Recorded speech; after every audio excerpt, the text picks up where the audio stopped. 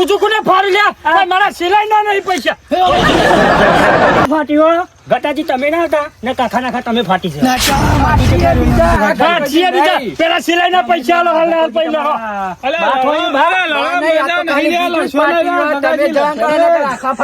મારું નહીં તમારું ફાટ્યું એટલે તમે તેને આખા ફાટ્યું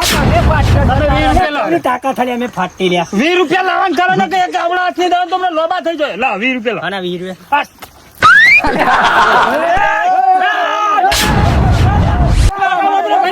મારું ગુજુ ફાડી નાખ્યો લે નવો પેરણ લઈ આલો પછી માથી જો મારું ગુજુ ફાડી નાખ્યું અને